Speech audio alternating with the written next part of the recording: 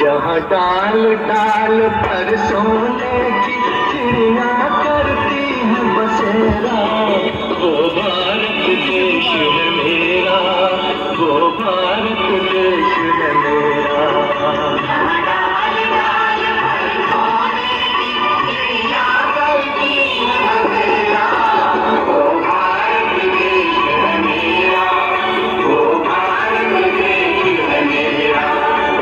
सत्य अहिंसा और धर्म का पग पग लगता डेरा, वो भारत देश है मेरा, वो भारत देश है मेरा। कई धनी रियासतों का राज था यहाँ, कहलाता था सोने की चिड़िया।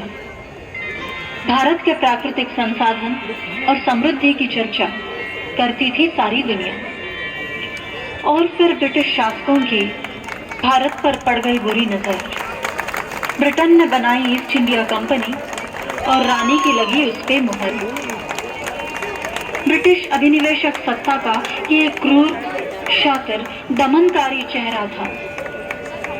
निशाने पे था सोने सा भारत, और अब उस पर कंपनी का पहरा था। व्यापार के नाम पर बनी कंपनी बन गया ब्रिटेन से भिन्न झंडा। दुनिया के हर कोने में ब्रिटिश शासन बनाने में कंपनी का था हथकंडा।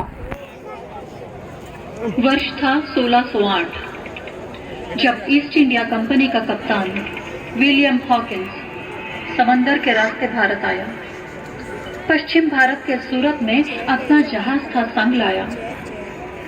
सूरत में ही उसने डाला अपने जहाज का लंगर था। व्यापार विस्तार के लिए मुगलों को वश में करने उसने चलाया लालच और चापलूसी का खंजर था। वर्ष 1632 तक ईस्ट इंडिया कंपनी पहुंची पश्चिम से पूरब के पार। नापाक मंसूबों के साथ व्यापार के नाम पर कंपनी करती रही अपना विस्तार। कई दमनकारी नीतियां अंग्रेज जैसे मर्जी अपनाते थे। निस्संतान मरे जो कोई राजा, राज उसका हथियाते थे। वर्ष 1690 तक कंपनी को बंगाल के 38 गांवों की जमींदारी का अधिकार मिला। बंगाल से ही शुरू हुआ सत्ता कब्जाने का ये सिलसिला। फूट डालो और राज्य करो, इस नीति ने किया कहर।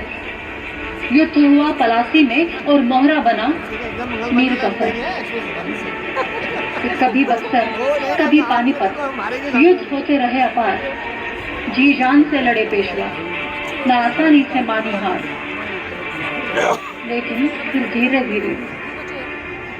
फिर धीरे धीरे मुगल, नवाब, राजपूत, मराठा सारे बारी बारी हार गए। सदी 19वीं आने तक अंग्रेजों को चुनौती देने वाले सारे ढेर हुए। अब भारत को अंग्रेजों ने चारों ओर से जकड़ा था। फिर सन 57 में आया वो वीर सपूत जिसने आजादी का बिगुल हाथ में पकड़ा था। कंपनी ने सिपाहियों को एक नई किस्म की एनफील्ड राइफल दी। इसमें गोली भरने के लिए कारतूस को दांतों से काटकर खोलना पड़ता था। ऐसा करना हिंदू और मुस्लिम सिपाहियों के धार्मिक भावनाओं के खिलाफ था, क्योंकि कारतूसें गाय और सुअर की चर्बी से बनी हुई थी। तब मैं मंगल पांडे बंगाल के बैरकपुर में ब्रिटिश शासन के सिपाही के तौर पे तैनात था। मैंने चर्बी वाले कारतूस इस्तेमाल करने से इनकार कर दिया और छावनी में तैनात 2 अंग्रेज अधिकारियों की हत्या कर दी।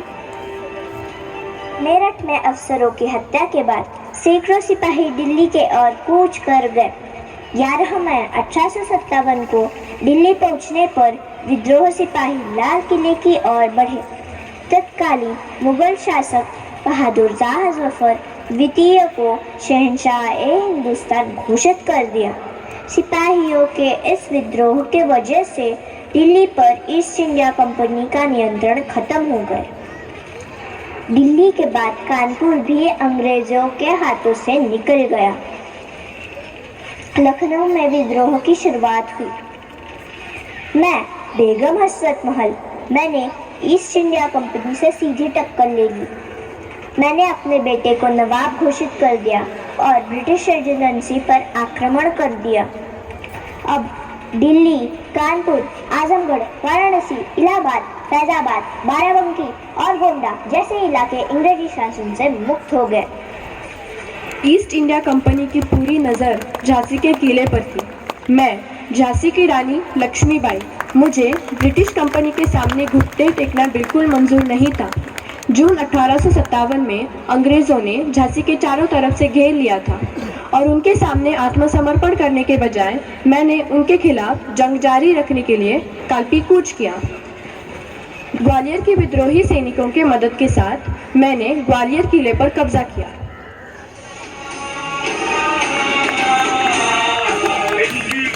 छोड़ चले हम झांसी के मैदानों में, जहाँ खड़ी है लक्ष्मीबाई मैदानों में। लेफ्टिनेंट वॉकर आजा आगे बढ़ा जवानों में, रानी ने तलवार खींच ली हुआ बख्श आसमानों में। लक्ष्मी हो कलवा कलवा गाँव से जब है रानी दी, तुम मिले और बोलो के वो हमने सुनी कहानी दी। तू बस्ती पर रानी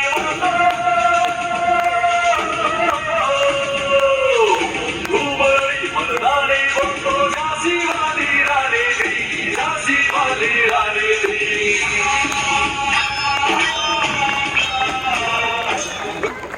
सन 1857 का ये विद्रोह समाज में हवा का रुख कुछ इस तरह से मोड़ गया कि सिपाहियों के साथ वो अब गरीबों और किसानों को भी जोड़ गया। ब्रिटेन में बैठी रानी भी समझ गई कि कब्जे वाली रणनीति अब और नहीं चलने वाली और भारत के शासन की कमान अब कंपनी नहीं, सीधे रानी के हाथों ही होने वाली। अब लॉर्ड कैनिंग को बनाया वाइसरॉय और बंगाल से होने लगा शासन। वर्ष था 1885। अब हुआ था भारतीय राष्ट्रीय कांग्रेस का गठन। फिर दौर आया कुछ गरम दल नेताओं का, लाल बाल पाल कहकर जाने जाते तिकड़ी वाले क्रेताओं का। मेरे विचार में भारतीयों के लिए केवल ब्रिटिश शिक्षा काफी नहीं थी, इसलिए मैंने 1880 में अपना एक स्कूल खोला और डेक्कन एजुकेशनल सोसाइटी शुरू की। मैं चाहता था संपूर्ण स्वराज और उसके लिए सशस्त्र विद्रोह। मैंने 2 अखबार भी शुरू किए, केसरी और मराठा, जिनसे स्वदेशी आंदोलन को लेके मैंने लोगों में जागृति पैदा करने की कोशिश की। लोगों को एकजुट करने के लिए गणेशोत्सव और शिव जयंती उत्सव शुरू किए।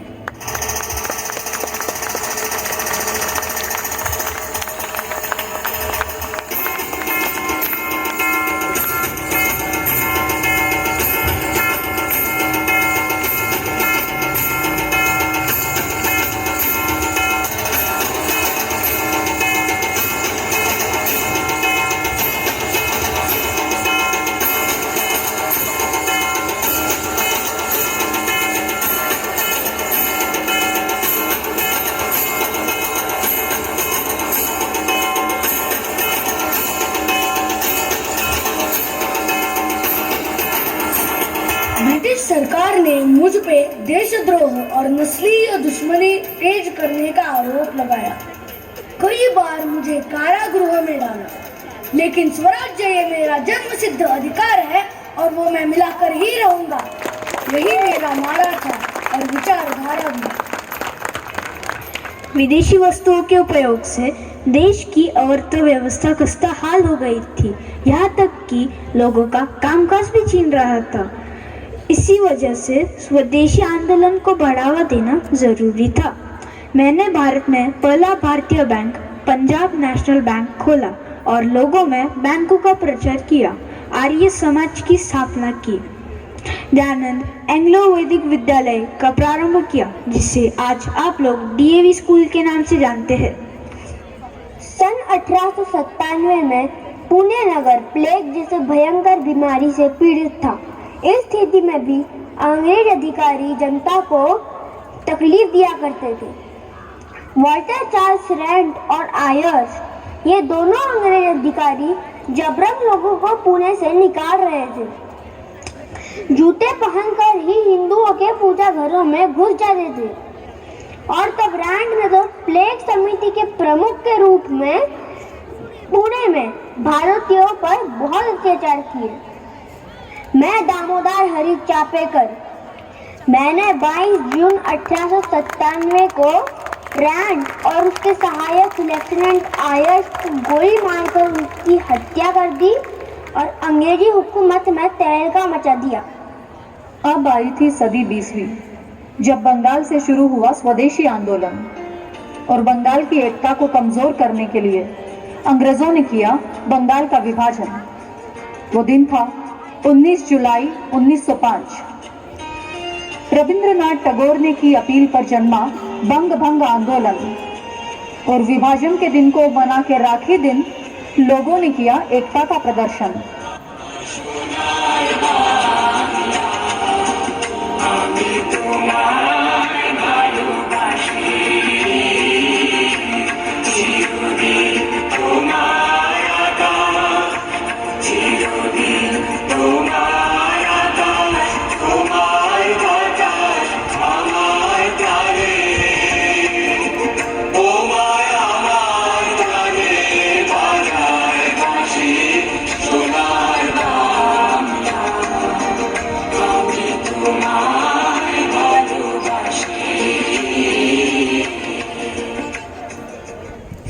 मैं विनायक दामोदर सावरकर, मैंने मदनलाल धिंगरा और हमारे अन्य मित्रों ने 1909 में एक सार्वजनिक बैठक में अंग्रेज अफसर करजन की हत्या कर दी।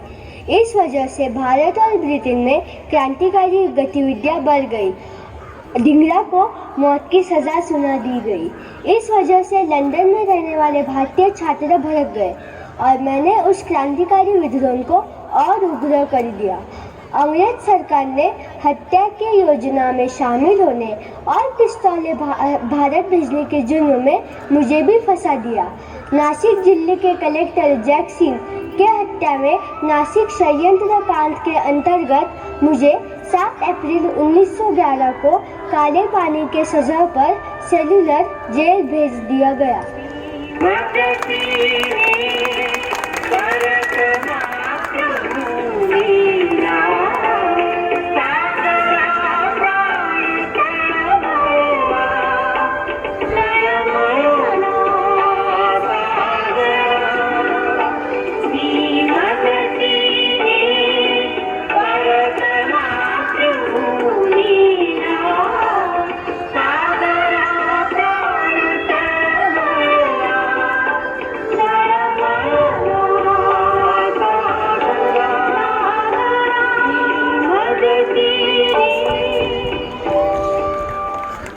अब था सन 1915, जब मेरा एक सपूत दक्षिण अफ्रीका से भारत लौट आया।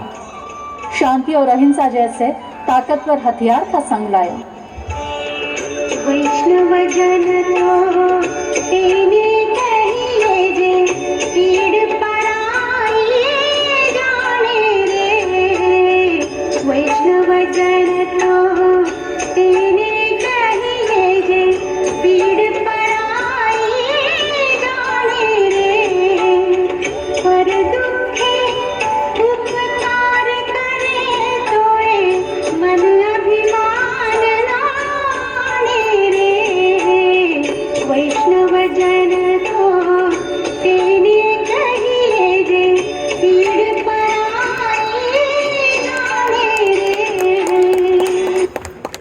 वर्ष 1917 से 1918 के बीच अहिंसा और सत्याग्रह के बल पर हमने 2 सफलताएं हासिल की। वल्लभ भाई पटेल भी हमारे साथ थे। चंपारण आंदोलन, सत्याग्रह के बल पर नील की खेती करने वाले किसानों पर होने वाले अत्याचारों को भी हम सब ने दूर करवाया।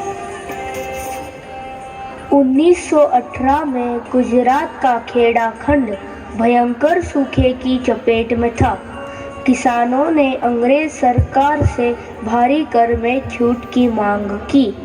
मैं गांधी जी एवं अन्य लोगों ने किसानों का नेतृत्व किया और उन्हें कर न देने के लिए प्रेरित किया। अंत में सरकार को झुकना पड़ा और उस वर्ष करों में राहत भी देनी पड़ी। फिर आई 13 अप्रैल 1919 की बैसाखी। इस दिन कुछ ऐसा हुआ जिससे पूरे देश की आत्मा सिहर उठी। आज बैसाखी का दिन है। हम यहाँ किसी किस्म का प्रसाद करने के लिए इकट्ठा नहीं हुए हैं। आज की हमारी ये मीटिंग कानून को चैलेंज करने के लिए नहीं, बल्कि सरकार से ये अपील करने के लिए है कि वो अपने कर्फ्यू के फैसले पर फिर से गौर करें और हमारे लीडर साहब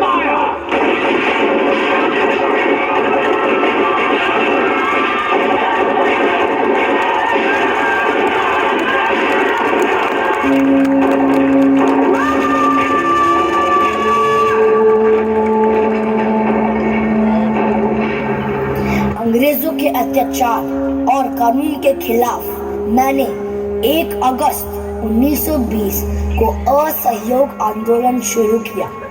इसका उद्देश्य स्वशासन की स्थापना और स्वराज की प्राप्ति थी। लोगों ने अंग्रेजी सामान खरीदना बंद कर दिया। स्वदेशी सामानों के उपयोग को बढ़ावा दिया गया। लोगों ने सरकारी नौकरियों का, अंग्रेजी स्कूल कॉलेजों का, विदेशी कपड़ों और सामानों का बहिष्कार करना शुरू कर दिया। 4 फरवरी 1922 आंदोलन अपने उफान पर था। तभी गोरखपुर के चौरी चौरा में एक जुलूस के दौरान प्रदर्शनकारियों और पुलिस के बीच हिंसक मुठभेड़ हुई। इसमें 3 प्रदर्शनकारियों और 22 पुलिसकर्मियों की जानें चली गई। इस हिंसा से मैं बहुत आहत हुआ और मैंने अपना असहयोग आंदोलन वापस ले लिया।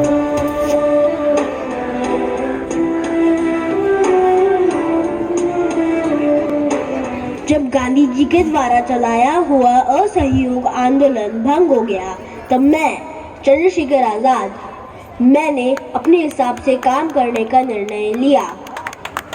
तब राम प्रसाद बिस्मिल ने हिंदुस्तान रिपब्लिक एसोसिएशन बनाई, जिसका मुख्य काम था फंड जुटाने का, जो ज़्यादातर सरकारी चीज़ों को चुरा के ही इकट्ठा हो सकता था। तो 1925 में राम प्रसाद बिस्मिल के साथ मिलके हमने काकोरी में रेल की चेन खींच के रेल रोककर उसमें डकैती की और ब्रिटिश सरकार का खजाना काकोरी में लूट लिया। जब 1928 में पूरे देश में साइमन कमीशन के खिलाफ प्रदर्शन हो रहे थे, तब लाहौर में अंग्रेजों की लाठी की चोट खाकर लाला लाजपत राय, पंजाब के शेर, उनका निधन हो गया। लाला जी की हत्या के लिए जेम्स स्कॉट को जिम्मेदार माना गया, लेकिन अंधेरे में जब गोली चली तब निशाना लगा सैंडर्स पे, जो था असिस्टेंट सुपरिटेंडेंट ऑफ पुलिस, और तारीख थी 17 दिसंबर 1928। एक British assistant superintendent of police Sanders की खुलेआम हत्या के बाद पूरे देश में हड़कंप मच गया। बसंती चोला मेरा रंग दे, ओ मेरा रंग दे बसंती चोला, ओए रंग दे बसंती चोला, माए रंग दे बसंती चोला। जिस चोले को पहन शिवाजी खेले अपनी जान पे, जिस चोले को पहन शिवाजी खेले अपनी जान पे, जिसे पहन झांसी की रानी मिट गई अपनी आन पे। आज उसी को पहन के निकला, पहन के निकला, आज उसी को पहन के निकला हम मस्तों का टोला। मेरा रंग दे बसंती चोला, ओ मेरा रंग दे बसंती चोला, रंग दे बसंती चोला। सन 1929 पब्लिक सेफ्टी बिल और ट्रेड्स डिस्प्यूट बिल, यह ऐसे दो विधेयक थे जो श्रमिकों और मजदूर वर्गों के हितों को अनदेखा कर रहे थे। ब्रिटिश सरकार का प्रयास था कि किसी भी तरह ये विधेयक केंद्रीय असेंबली में पास हो जाए। मैं और मेरे साथियों को यह कतई बर्दाश्त नहीं था। तो 8 अप्रैल 1929 को दिल्ली के सेंट्रल असेंबली में मैं, बटुकेश्वर दत्त, सुखदेव और राजगुरु हमने धुएं वाला बम फेंका। लहलहाती हर फसलों में सांस बन के हम गुनगुनाएंगे आने वाली हर नस्लों में, खुशबू बन के महका करेंगे हम लहलहाती हर फसलों में, सांस बन के हम गुनगुनाएंगे आने वाली हर नस्लों में, आने वाली नस्लों में।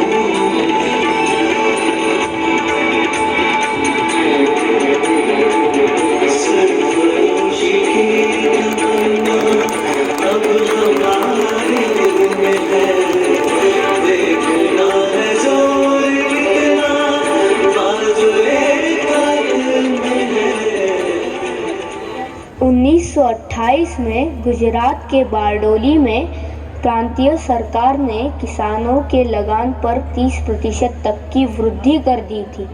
निर्दयी सरकार ने बारडोली के सूखाग्रस्त इलाकों में लगान पर छूट देने के बजाय उसे उल्टा बढ़ा दिया। तब हमने किसानों के सत्याग्रह का एक नायाब तरीका अपनाया। जब पुलिस लगान वसूलने गांव में आती तब उन्हें पूरा का पूरा गांव खाली मिलता। मेरे लिए आज़ादी का मतलब था पूर्ण स्वराज। इसीलिए वर्ष 1928 में मैंने डोमिनियन स्टेटस के खिलाफ चुनाव लड़ा और पूर्ण स्वराज की मांग की। लाहौर के अधिवेशन में हमने संपूर्ण स्वराज का ध्वज भी फहरा दिया। बेरहम ब्रिटिश सरकार ने नमक जैसी बुनियादी चीज़ों के उत्पादन और व्यापार पर रोक लगा दी थी और ब्रिटेन से आने वाला नमक भी भारी टैक्स लगाकर बेचा जाता था। 12 मार्च 1930 मैंने साबरमती आश्रम से दांडी यात्रा शुरू की।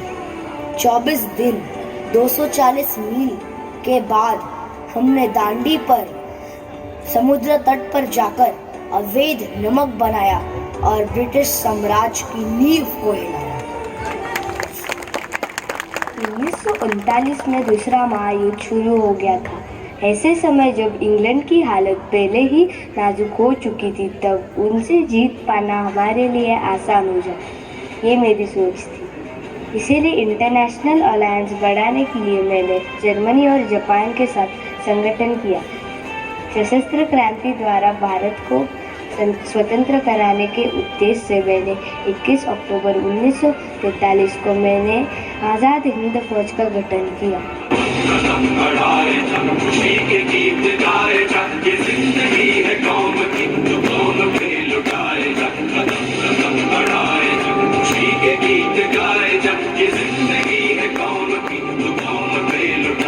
इस फौज में न केवल अलग अलग संप्रदाय के सेनानी शामिल, बल्कि इसमें महिलाओं का भी रेजिमेंट था। आज़ाद हिंद फौज के कारण भारतीय स्वतंत्रता संग्राम को अंतर्राष्ट्रीय ख्याति प्राप्त हुई। और यहाँ भारत में मैंने अंग्रेजों के खिलाफ भारत छोड़ो आंदोलन का ऐलान कर दिया। साल था 1942। बम्बई में सभा करते हुए मैंने नारा दिया, करो या मरो, या तो हम भारत को आज़ाद कराएंगे या इस कोशिश में अपनी जानें दे देंगे। 8 अगस्त 1942 का दिन तय हुआ इस भारत छोड़ो आंदोलन को शुरू करने का, लेकिन उसके पहले ही मुझे और मेरे सहित प्रमुख कांग्रेस नेताओं को गिरफ्तार कर लिया गया। लेकिन मुझे गर्व है कि तब की दूसरी पंक्ति की स्थानीय नेताओं ने आंदोलन की कमान संभाल ली। भारत छोड़ो आंदोलन ये एक निर्णायक बिंदु था। इस आंदोलन में पूरा देश कूद पड़ा। पुलिस थानों, कचहरियों, रेलवे स्टेशन और अंग्रेजी सत्ता के दूसरे प्रतीकों पर कब्जा कर उन पर तिरंगा फहराया जाने लगा। अंग्रेज समझ गए थे कि अब उनके लिए भारत पर कब्जा बनाए रखना मुश्किल होता जा रहा है। और अंततः 20 फरवरी 1947 को तत्कालीन ब्रिटिश प्रधानमंत्री एटली ने ब्रिटेन के संसद में भारत के स्वाधीनता का अधिकार मान लिया।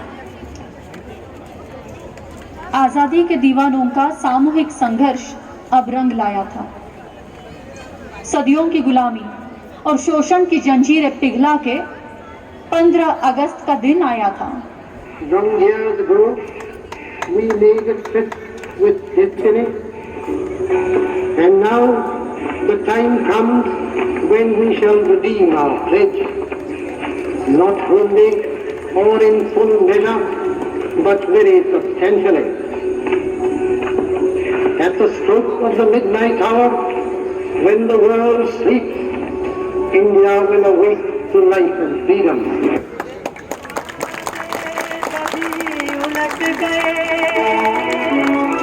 दुश्मन की चाल के, अक्षर सभी पलट गए भारत के भाल के।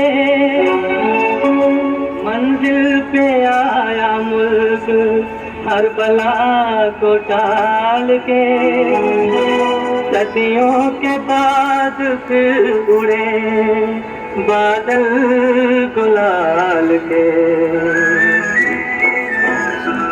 हम लाए हैं तूफान से किश्ती निकाल के, इस देश को रखना मेरे बच्चों संभाल के। हम लाए हैं तूफान से किश्ती निकाल के, इस देश को रखना मेरे बच्चों संभाल के।